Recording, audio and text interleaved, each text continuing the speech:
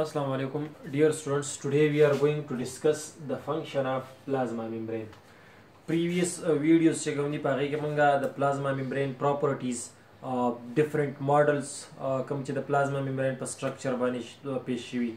वे पागे कि the most acceptable model check हमने अगर discuss का और आग most acceptable model discuss को नौरुस्तु आगे चे कम dynamic nature of plasma membrane दिया अगर discuss को ये पदी की the protein role, the carbohydrate role और the lipid role check हमने अगर discuss को. नून बड़ discuss को the function और the function check हमने दाम दो मरे important दी सुमरा चाहिए the structure important को.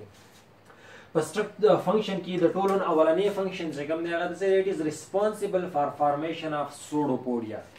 The amoeba structure چې کوم دی هغه تاسو ټول پیژنئ چې د amoeba structure څنګه نو په هغه کې چې دا کم پروجیکشن دا کم فیټ لایک structure چې کوم بهر ته راوځي دغه ته وایي سوډوپودیا او دغه سوډوپودیا چې کوم دی هغه د څه د وجې نه جوړ شوي د څه د کم ممبرین نه جوړ شوي نو هغه ممبرین چې دی هغه ایکچولی پلازما ممبرین او د سوډوپودیا کار کوي په لاکوموشن کې هیلپ کوي د دې نه علاوه هغه په فیګوسایټوسس کې انګلفینګ اف فوډ چې کوم دی په هغې کې هم هیلپ کوي نو دې نه کلیرلی پته لګي چې د پلازما ممبرین فنکشن چې کوم دی هغه څه شو.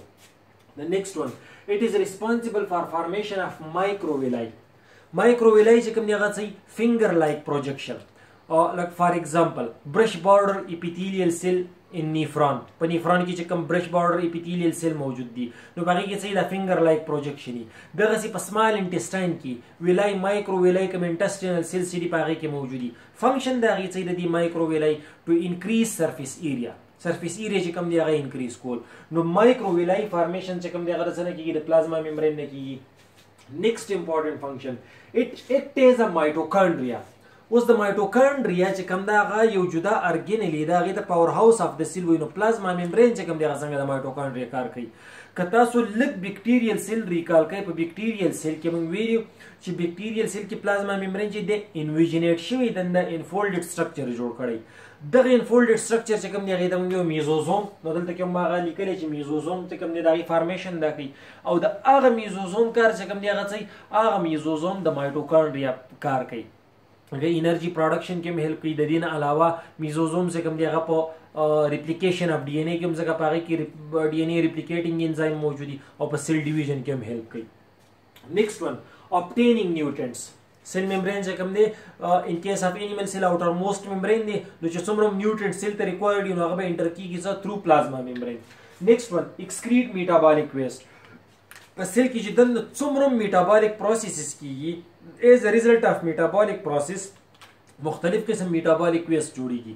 هغه میټابولیک ویسٹ چې کوم د سیل نه بهر ته راوځي ای سی اف ته د آی سی اف نه د انټراسیلولر فلویډ نه د انټراسیلولر انوایرمنټ چې دغه چیزونه ایکسکریټ کیږي بهر ته راوځي نو بهر ته چې کله دا راوځي نو هغه څه تھرو پلازما ممبرین. نیکسټ, secrete useful substances. امپورټنٹ چیزونه چې کوم دي د هغې سیکریشن هم کوي دا پلازما ممبرین لایک هارمونز دغسې سرټن انزایمز چې کوم دي هغه هم. د دې نه علاوه it generate ionic gradients for maintenance of cell pH.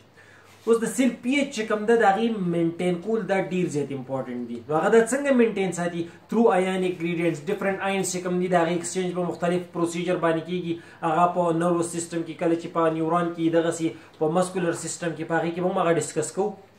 نو دغه آیانیک ګریډینټس چې کوم دی هغه د مینټین ساتي د څه دپاره ټو مینټین د پی ایچ آف سیل ځکه په هر یو سیل کې بدن دا ډفرنٹ میټابولیک پروسیس کیږي.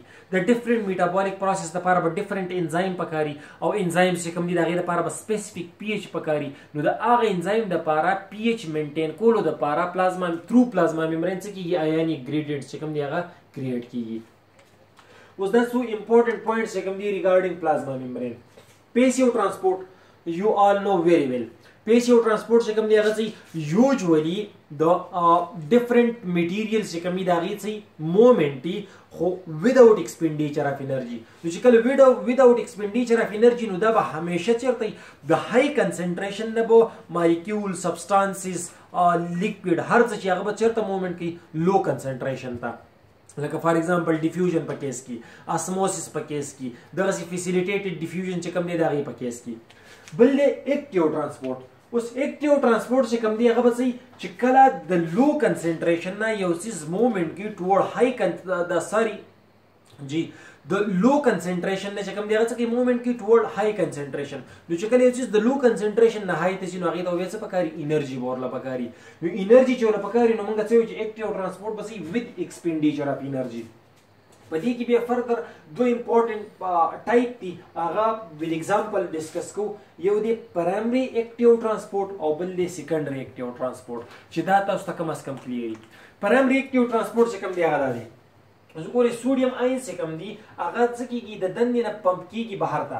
نو یوزولي د سوډیم کنسنټریشن چې کوم دی هغه آوټسایډ د سیل سیوای ایز کمپیر ټو انسایډ د سیل. په سیل کې دنده د سوډیم کنسنټریشن چې کوم دی هغه کمی او د سیل نه بهر د سوډیم کنسنټریشن چې کوم دی هغه سیوای. دغسې د پوټاشیم کنسنټریشن عموما د سیل نه بهر سیوای د ساري انسایډ د سیل سیوای او د سیل نه بهر چې کوم دی هغه کمی. نو چې د سوډیم کنسنټریشن دنده په دې سیل کې کم دی او دا سوډیم بیا هم د دې سیل نه بهر ته وځي نو دا څه دی اکټیو ټرانسپورټ کوي. نو څه کېږي په پلازما ممبرین کې دا ریډ کلر چې کوم ښکاري دا څه دی دا هغه انټرنزیک پروټین دی. په دې کیس کې دا انټرنزیک پروټین چې دی د ای ټي پیز انزایم کار کوي. ای ټي پی چې کوم دغه یوټیلایز شي د هغې کنورژن شي ای ډي پي ان ارګینیک فاسفیټ ته او چې کله دغه انرژي یوز شي نو دا 3 سوډیم آین چې کوم دی دا پمپ شي بهر ته او پوټاشیم آین چې کوم دی هغه دنده راشي. نو څه شو اګینسټ د کنسنټریشن ګریډینټ چې کوم دی د آین موومېنټ چې کوم دی هغه وشو. اوس په دې کې که وګورئ نو ډایرکټ ای ټي پي یوز شوه دې ته څه وایي پرایمري اکټیو ټرانسپورټ. اوس سیکنډري اکټیو ټرانسپورټ څه دی دا سوډیم کوم چې بهر ته راوتي دي نو دې خو دلته کې څه یوز کړل ای ټي پي یوز کړله. اوس د بهر نه چرته ګلوکوز یا سرټن ادر څومره بل یو څیز دی هغه راځي انسایډ د سیل. چې کله هغه راځي نو هغه د چا سره راشي دا سوډیم د دې ګلوکوز سره رایوځي شي او انسایډ دس پاتوی راشي سیل ته. نو دا سوډیم کوم چې بهر ته وتی دا د څه په ذریعه وتی وذ ایکسپینډیچر اف انرژي. ای ټي پي خو دې یوز کړو نو هغه انرژي په ذریعه باندې دا څه وشي لانګ وذ ګلوکوز انسایډ د سیل راشي. نو چې کله داسې ټایپ موومېنټ کېږي سچ ټایپ اف موومېنټ از کالډ سیکنډري اکټیو ټرانسپورټ او چې کله ډایرکټلی ای ټي پي یوز شي نو دې ته څه وایي پرایمري اکټیو ټرانسپورټ. یو بل امپورټنټ پوینټ چې کوم دی هغه څه دی انډوسایټوسس. انډوسایټوسس چې کوم دی هغه کې فردر بیا دوه ټایپ یو دی فیګوسایټوسس یو دی پینوسایټوسس. نو دا هم تھرو پلازما ممبرین کېږي. کله چې یو څیز په سالډ فارم کې سیل ابزارب کوي هغې ته موږ څه وایو فیګوسایټوسس او فیګوسایټوسس ته بل نوم څه وایي سیل ایټینګ. چې کله په لیکویډ فارم کې یو څیز چې کوم دی هغه ابزارب کوي نو هغې ته څه وایي پینوسایټوسس او هغې ته څه وایي سیل ډرینکینګ. یو بل امپورټنټ پوینټ دی ایکزوسایټوسس. کله چې د سیل نه بهر ته سبسټانسز چې کوم دی هغه څه کېږي هغه ایکسکریټ کېږي هغه بهر ته راوځي نو هغه هم تھرو پلازما ممبرین کېږي. هغې ته څه وایي ایکزوسایټوسس یا سیل وومیټینګ. اوس دلته کې امپورټنټ پوینټ چې انډوسایټوسس پلس ایکزوسایټوسس دي دواړو ته کلیکټیولی وایي بلک ټرانسپورټ. انډوسایټوسس plus exocytosis they both are collectively called bulk transport. دا یو important point دی چې دا تاسو ته کلیری. د دې پورې دا شو پلازما ممبرین. ان شاء الله په نیکسټ ویډیو کې به سایټوپلازم چې کوم دی هغه ډسکس کوو. تھینک یو.